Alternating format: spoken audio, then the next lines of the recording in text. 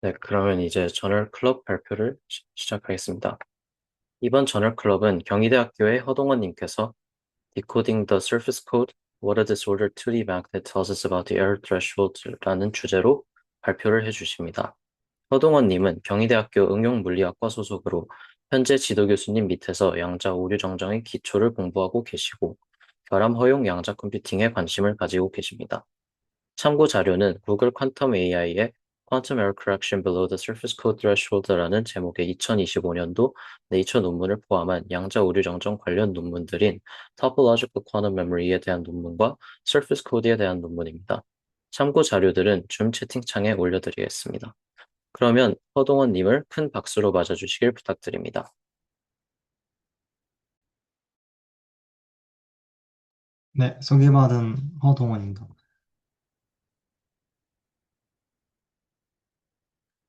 네, 소개 감사하고요.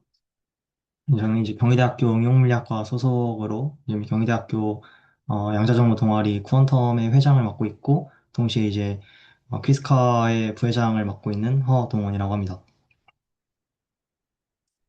제가 오늘 이제 발표할 제목은 Decoding the Surface Code with a Disordered 2D Magnet Tells Us About the Error Threshold라는 제목을 갖고 있습니다.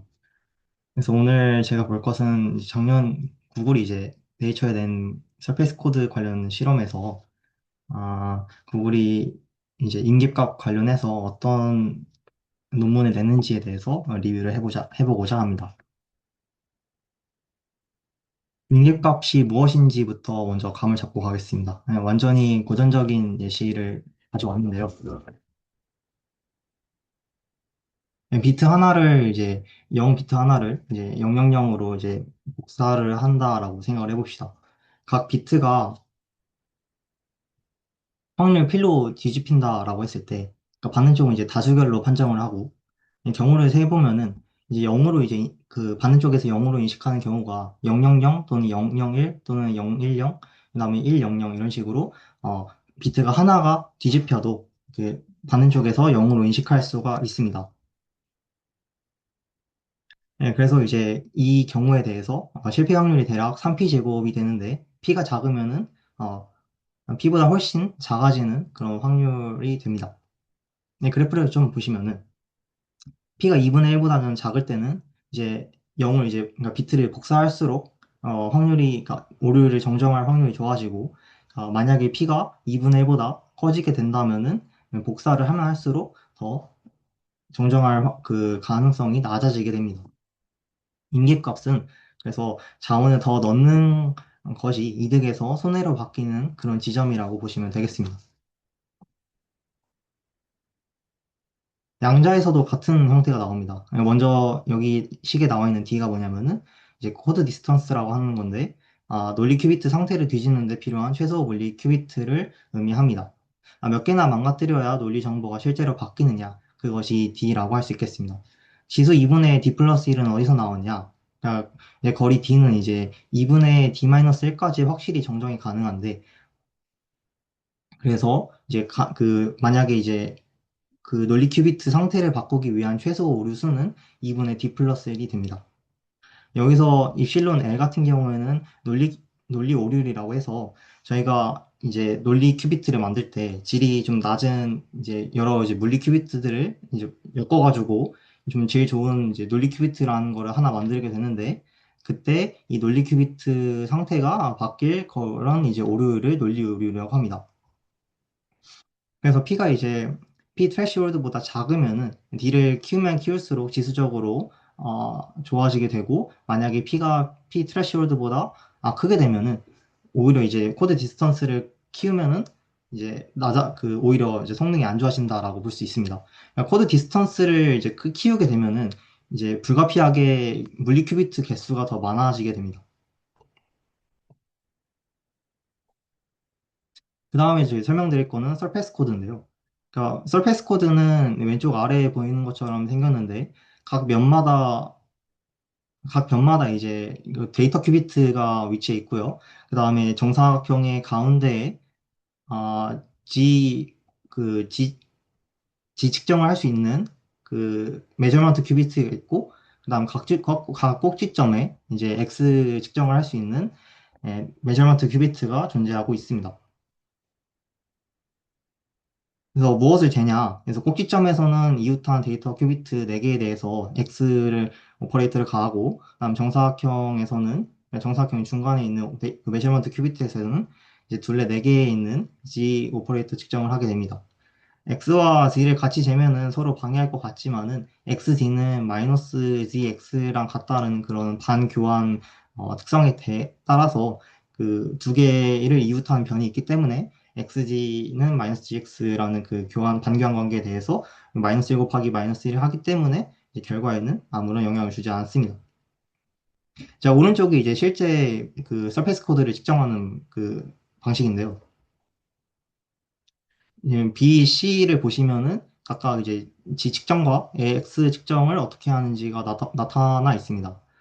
그래서 잘 보시면은 그 X 측정 같은 경우에는 처음에 그 그라운드 스테이트로 다 맞춰주고, 그다음 하다마트 게이트를 건 다음에 이제 시납 게이트를 걸어줘서 이제 네 개 이제 이웃한 변들에 있는 데이터 큐비트들을 얽힌 상태로 만들어줍니다. 그 다음에 하다마트 게이트를 다시 가해준 다음에, 그리고 나서 메저먼트를 가해서 그 스테빌라이저 측정을 하게 되고요.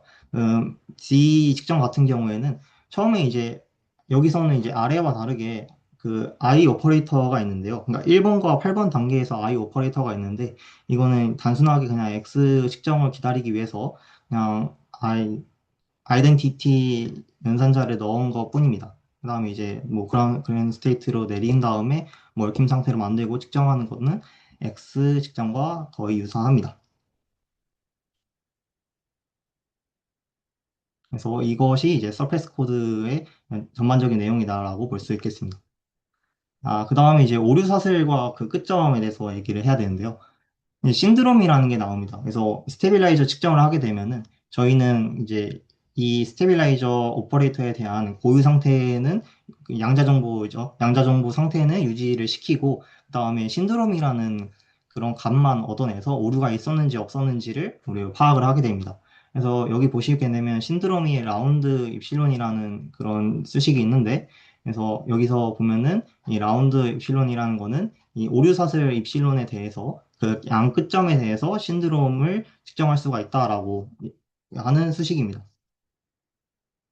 그래서 이 아래에 제가 그림을 잠깐 그려왔는데, 그 데이터 큐비트들이 이제 있을 때 그 데이터 큐비트들에서 X 오류는 이제 0, 1 이제 상태가 플립되는 거를 의미를 하죠. 상태가 플립되는 오류가 X 오류가 즉 이렇게 그림과 같이 나타났다라고 해볼게요.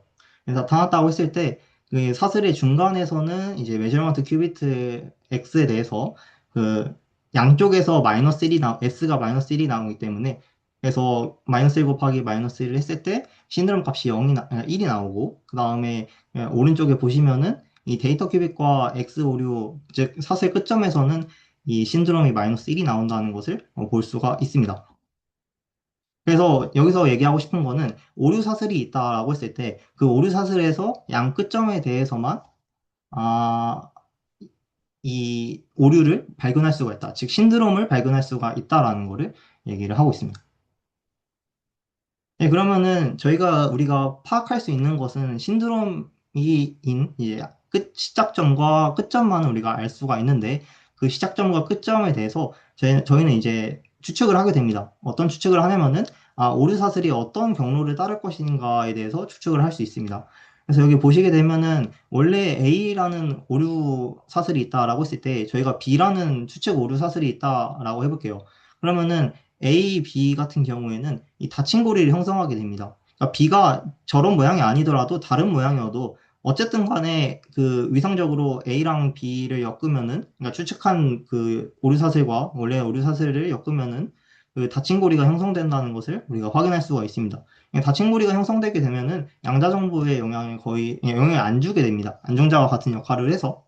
근데 이제 반면에 이제 가로지르는 고리는 영향을 주게 되는데요. 그래서 가로지르는 고리, 즉 AC 같은 경우에는 XL, 즉 ZL과 같은 논리 연산자로 기능을 하기 때문에 양자 정보에 이제 영향을 주게 됩니다.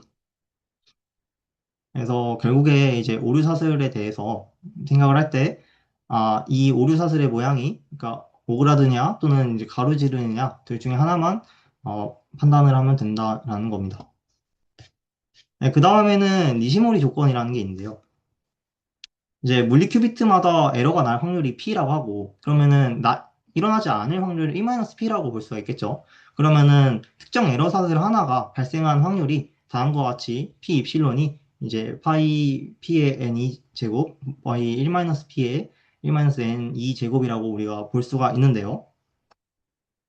이것을 아래에 있는 그 형태로 만들어 주고자 합니다. 그래서 오류가 있느냐 없느냐를 이징 스핀처럼 사용하게 되면은, 그러니까 있으면은 마이너스 1이고 그다음에 없으면은 플러스 1이라고 했을 때, 그러면 타우가 1-2n이라고 우리가 볼 수가 있고, 그럼 간단하게 그 확률이 이제 익스포넨셜 베타 j 시그마 2 타우 2가라고 쓸 수가 있게 됩니다. 이거는 이제 유도는 제가 보이지 않도록 하겠습니다. 여튼 해서 이 베타 J가 나왔는데, 이 베타 J는 어떤 말이냐? 개의 무질서도 대비 스핀들이 정렬하려는 힘을 의미합니다. 그래서 베타 J가 크게 되면은 정렬이 이기고 작으면은 무질서가 이긴다라고 보면 됩니다. 그러니까 정렬이 이긴다라는 거는 강자성이 쉽게 나타난다는 뜻이고, 그다음에 무질서도가 짙다라는 거는 이제 상자성을 뜬다는 얘기죠. 그래서 니시모리 조건에 대해서 이 수식들이 의미하는 바가 무엇이냐? 이 베타 J를 오류의 P에 묶는다는 것입니다. 그래서 양쪽 끝, 그러니까 0으로 갈 때랑 그다음에 P 트래시홀드로 갈 때를 좀 구분해서 얘기를 해보면은, P가 만약에 P 트래시홀드로 향하게 되면은 베타 J가 0으로 간다는 것을 확인할 수가 있고, 그러면은 이 온도가 무한대로 가고, 그러면 높은 오일과 상자성을 의미하게 됩니다. 반대로 P가 0으로 가게 되면은 베타 J가 무한대로 향하게 되고, 그다음에 온도가 낮아지고, 그 얘기는 낮은 오류율과 강자성을 의미하게 된다는 겁니다. 그래서 여기서 상자성과 강자성이 등장하게 되고, 그래서 그다음에 이제 랜덤 본드 분배 함수라는 걸 우리가 쓸 수가 있습니다. 그러니까 앞에서 닫힌 고리만큼 차이 나는 사슬들의 확률을 다 더해야 된다고 얘기했는데, 이제 그것을 실제로 해보면은 이제 가능한 닫힌 고리를 다 뒤집어서 얻은 확률을 다 더하면은 그 확률을 우리가 구하고자 하는 것을 얻을 수가 있겠죠.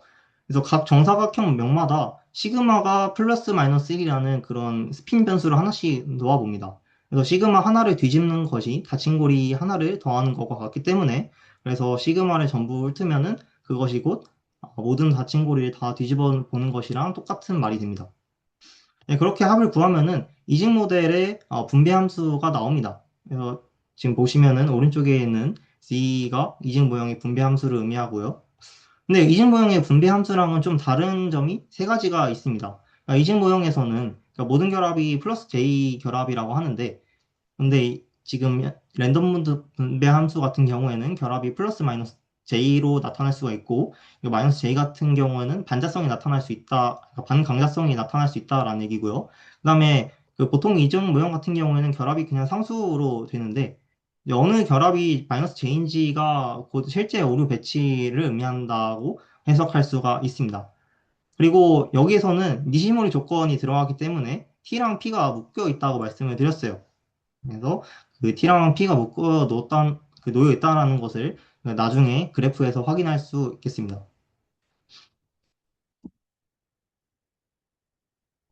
그래서 랜덤 보스 분배 함수를 왜 도입을 했냐?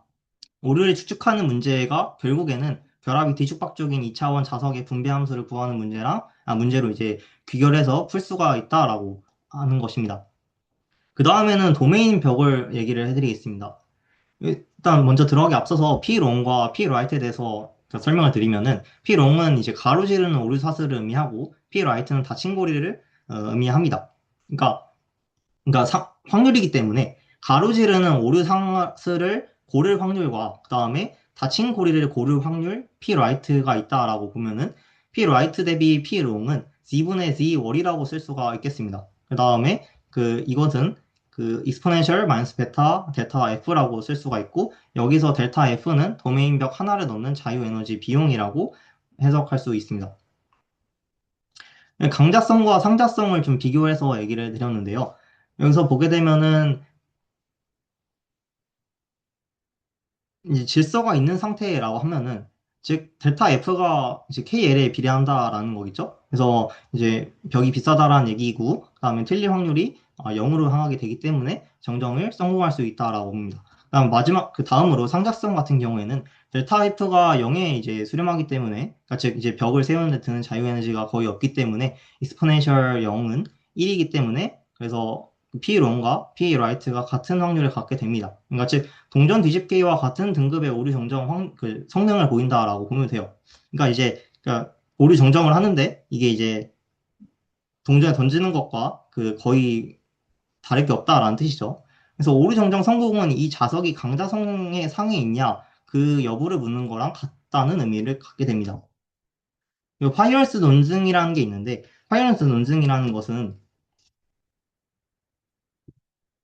그러니까 1차원 자석은 온도를 올리면은 자성을 있는데 2차원 자석은 온도를 2차원 자석은 온도가 낮을 때 자성을 유지할 수 있는가에 대한 논증인데요. 그러니까 왼쪽 그림을 보시면은 1차원 체인에 줄지어 있는 스핀들을 확인할 수가 있어요.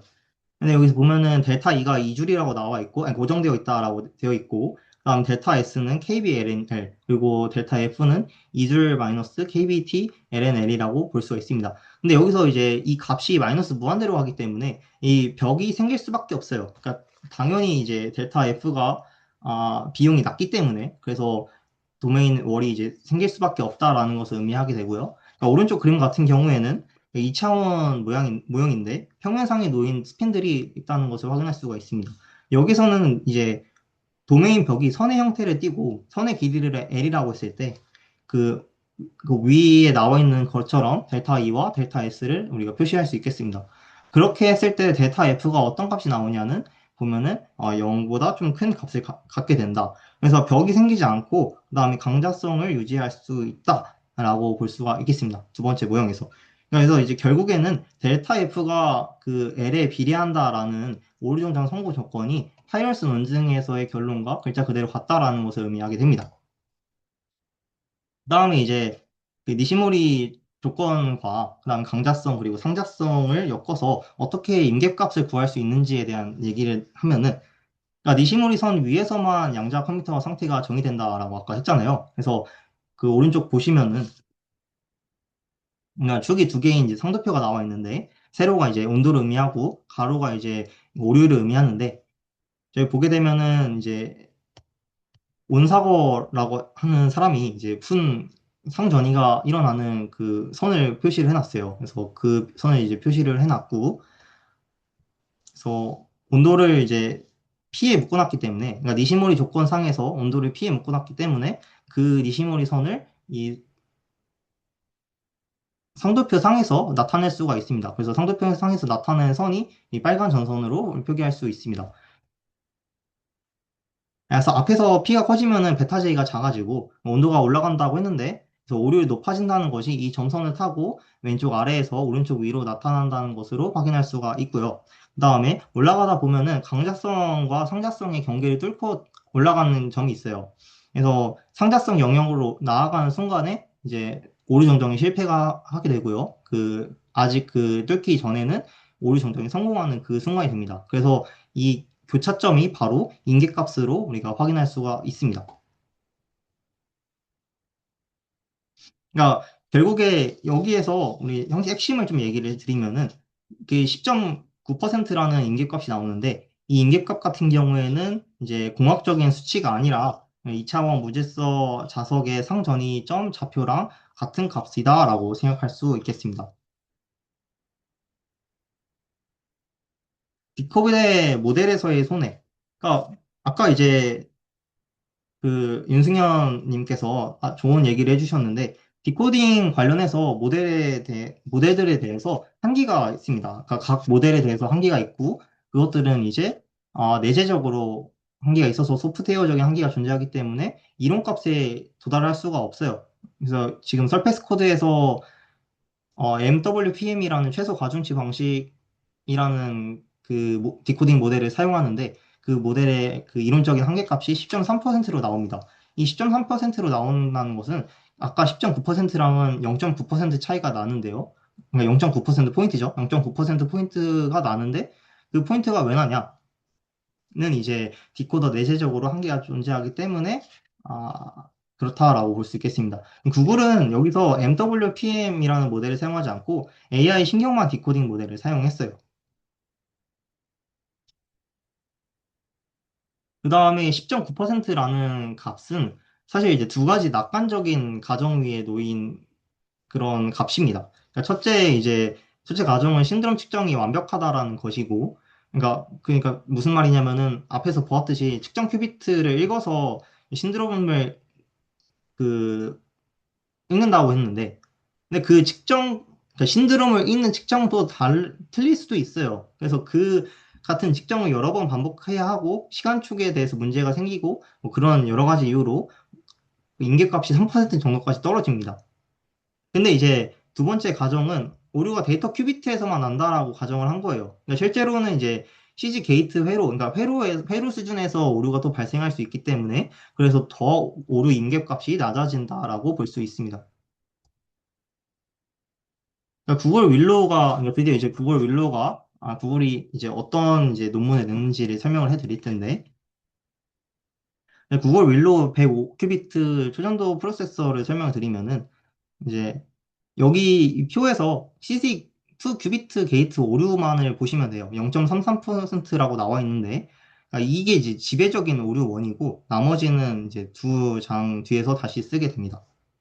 그러니까 실험 구성 같은 경우에는 같은 칩에서 D가 3이고 5이고 7 보호를 각각 돌리고 논리 오류를 비교하는 거예요. 그러니까 아까 얘기했듯이 그러니까 만약에 P 트래시홀드보다 P가 아, 그러니까 작게 되면은 이제 D 코드 거리를 늘리면 늘릴수록 성능이 좋아진다고 했죠. 그러니까 그걸 이제 확인하는 건데 그러니까 핵심 결과를 보시면은 세로축이 지금 로지컬 오류이고, 그러니까 주기당 논리 오류이고, 그다음 가로축이 코드 디스턴스를 나타냈어요.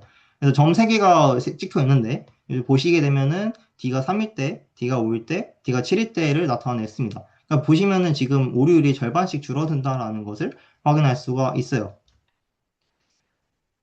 그래서 3에서 5로 갈 때 2.15, 그다음에 5에서 7로 갈 때 2.12. 그러니까 오차 범위 안에서 일치한다라고 볼 수 있습니다.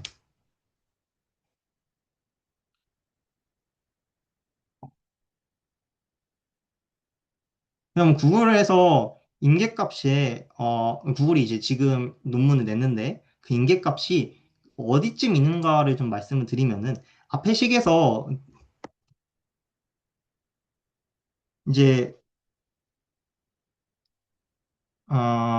D와 D 플러스 2를 넣고, 그러니까 지수가 정확히 1만큼 차이 나니까, 그, 람다가 P분의 이제 P 트래시홀드가 되는데, 그러니까 여기서 지금 람다는 이게 기울기를 의미합니다. 그러니까 여기서 이제 되는데, 그 람다는 인계값까지 얼마나 여유가 있는지를 직접 재는 양이라고 볼 수가 있어요. 그러니까 이제 람다가 2.14니까, 그러니까 P 트래시홀드분의 P가 이제 2.14분의 1, 즉 0.47이라고 얘기할 수 있습니다. 그러니까 임계값의 감신이 넘은 게 아니라 약 47% 지점 여유가 한 두 배쯤 되는 곳에 있다라고 볼 수가 있겠습니다. 그러니까 구글이 지금 이 정도까지 와 있다라고 볼 수 있습니다. 근데 이제 다음으로는 챌린지에 대해서 얘기를 드리겠습니다. 그러니까 이것은 이제 양자 기억이지 양자 계산이 아닙니다. 그러니까 즉 논리 상태를 보존한 거에 불과하고 논리 큐비트를 실제로 연산에 사용해서 보인 논문은 아니에요. 그러니까 특히 이제 게이트 중에는 T게이트라고 해서 연산을 할 때 되게 어려운 과정을 거치는 게이트가 있는데 그 게이트를 사용하지 않았다라는 점이 있고요. 그 다음에 그러니까 T게이트는 제가 알기로 클리포드 그 그룹에서 그 벗어나는 걸로 알고 있는데 아무튼 그러니까 둘째는 이제 오류 바닥이 10의 마이너스 10승 제곱에 있다라는 겁니다. 그러니까 한 시간에 한 번꼴로 그러니까 우리가 오류를 경험할 수 있다라고 하는 겁니다. 셋째는 람다가 2.14라는 값은 조금 빠듯하다라는 겁니다. 그러니까 지금 람다가 2.14라는 거는 우리가 코드 디스턴스를 늘리면 늘릴수록 그 이제 성능이 좋아진다고 하는데 그 성능이 가파르게 성능이 좋아져야 그래야 이제 저희가 그러니까 하나의 논리 큐비트를 구성한 물리 큐비트를 조금밖에 안 쓰겠죠? 근데 만약에 기울기가 작게 되면은 코드 디스턴스를 더 크게 늘려야 되니까 우리가 목표로 하는 그런 오류를 내기 위해서는 코드 거리를 엄청나게 늘려야 되기 때문에 사용될 물리 큐비트 수가 그만큼 많아지게 됩니다. 그러니까 즉 이제 실용 목표의 람다 값은 5에서 10 정도 그 정도 돼야지 우리가 실용적으로 사용할 수 있는 그런 값이 된다라는 의미입니다. 그래서 제가 이 구글 논문을 읽고서 여러분께 드리고 싶었던 얘기는 임계값이라는 숫자가 사실은 이 2차원 무제서 자석의 상전이점이었다는 점을 말씀드리고 싶었어요. 아무튼 오늘 발표는 여기까지 하도록 하겠습니다. 네, 들어주셔서 감사합니다. 혹시 질문 있으시면 해주시면 감사하겠습니다.